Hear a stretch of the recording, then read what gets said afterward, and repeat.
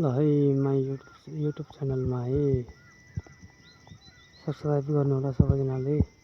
यो चाहिँ पिपल दादा है 20 गनाको टङ्की टक्क उहाँ चाहिँ च्याम्मर।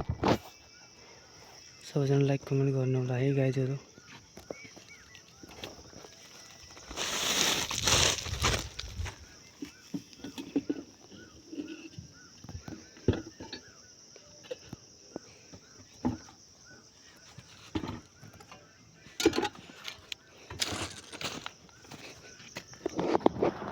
यो पाडी चाहिँ धुरकोट है गाइज।